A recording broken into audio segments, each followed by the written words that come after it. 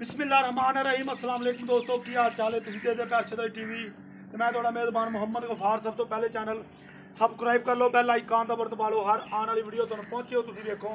रोज़ दी निस्बत इंशाल्लाह बा फजले खुदा चंगे चंगे जानवर तुहाडे वास्ते नीली ते कढ के लैके आई जाने। अज एक बड़े दोस्तां वीरां दी फरमाइश सी भी कोई चोलस्तान दे विच क्रास जायज़ मुੱਲ वाली गां यार भाई गफार दिखाई। बकाया लैना देना तो बरात दा हुंदा इंशाल्लाह। बकाया इंशाल्लाह मेरे वीरां दी कोशिश, मेरे वीरां दी जेह्ड़ी फरमाइश है इंशाल्लाह पूरी करी दी है अल्लाह दे हुकम नाल। एह् नहीं गल सुनी भी एह् किन्ने लैनी है, नहीं लैना देना बरात दा हुंदा इंशाल्लाह। गां दिखावांगे जरूर। ए देख लो गां दूजा वारा इन्हें सुना वलैती चोलस्तान च क्रास है। बकाया इंशाल्लाह दुध दियां गारंटियां सारे मामलात सारियां गल्लां बातां भार दे नूं पुछांगे इहदा की हिसाब किताब है, की मामला है, की गल्लां है। अस्सलाम वालेकुम। वालेकुम सलाम। की हाल छोटे? ठीक है, ठीक ठाक जी। अच्छा गां है वाकई तेरे घर दी? घर दी गां। ਇਹ ਗਾਂ ਤੇਰੇ ਘਰ ਦੀ ਏ। ਇਹ ਕਿੰਨਾ ਦੁੱਧ ਕਰੇਗੀ ਮੇਰਾ ਪੁੱਤਰ? ਇਹ ਗੱਲ ਸੱਚੀ ਪੱਕੀ ਦੱਸਣੀ। दुध गां 14 लीटर करेगी। 14 ਲੀਟਰ ਪੱਕਾ? पक्का। अच्छा गां सुई तो बच्चों आगे भी दे देंगे गां। 14 ਲੀਟਰ ਦੁੱਧ ਕਰੇਗੀ ਪੱਕਾ। ਬਕਾਇਆ ਸੂਈ ਤੋਂ ਗਾਂ ਚੋ ਕੇ ਕੋਈ ਲੈ ਜਾਵੇ, ਗੜਵੀ ਮਾਰ ਕੇ ਬੇਸ਼ੱਕ ਕੋਈ ਕੰਡੇ ਤੇ ਰੱਖ ਕੇ ਲੈ ਜਾਵੇ, ਕੋਈ ਵੀ ਗੱਲ ਬਾਤ ਨਹੀਂ। ਇਨਸ਼ਾਅੱਲਾ ਜਿਹੜੀ ਗੱਲ ਕਰਾਂਗੇ ਉਸੇ ਗੱਲ ਤੇ ਪੂਰੇ ਉਤਰਾਂਗੇ। ਬਕਾਇਆ ਗਾਂ ਨੂੰ ਥਣ ਕਲਮੀ ਅੰਬ ਵਰਗਾ।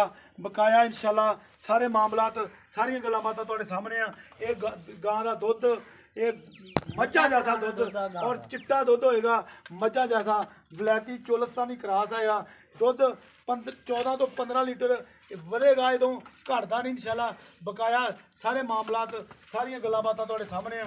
ਅੱਛਾ ਪੁੱਤਰ ਕਿੰਨੇ ਦਿਨ ਲਵੇਗੀ? 5-6 दिन रहंदे आ। 5 ਤੋਂ 6 ਦਿਨ ਹੋਰ ਲਵੇਗੀ?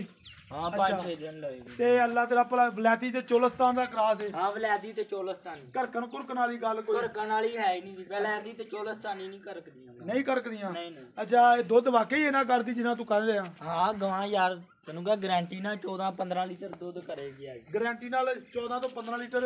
ਕੋਈ ਬੰਦਾ ਕਹੇ ਵੀ ਅਸੀਂ ਸੂਈ ਤੋਂ ਚੋ ਕੇ ਜਾਣੀ ਤੇ ਫੇਰ भाई बयाना कर लवे 50,000 कोई ते चुआ के भी गां दे देंगे। ਅੱਛਾ हाँ ਕੋਈ ਬਿਆਨਾ ਤੇ ਨਾ ਕਰ ਲਵੇ ਗਾਂ ਚਵਾ ਕੇ 2 ਟਾਈਮ 14 लीटर 2 टाइम चुआ के देंगे। 14 ਲੀਟਰ 2 ਟਾਈਮ ਚਵਾ ਕੇ ਦੇਵੇਗਾ। ਹਾਂ, ਸਾਰਾ ਔਰ ਦੁੱਧ। ਦੁੱਧ ਚਿੱਟਾ ਦੇਵੇਗਾ। हाँ चिट्टा दुध गावां चोलस्तानी ना हुंदे चिट्टा दुध। ਅੱਛਾ ਜੀ हाँ ਤੇ ਬਕਾਇਆ ਅੱਛਾ ਮੇਰਾ ਪੁੱਤਰ ਇਹਦਾ ਨਾ ਗੱਲ ਮੁਖਤਸਰ ਜੀ ਇਹਦਾ ਰੇਟ ਮੁਹੱਬਤ ਵਾਲਾ ਕਰਨਾ ਵਾ।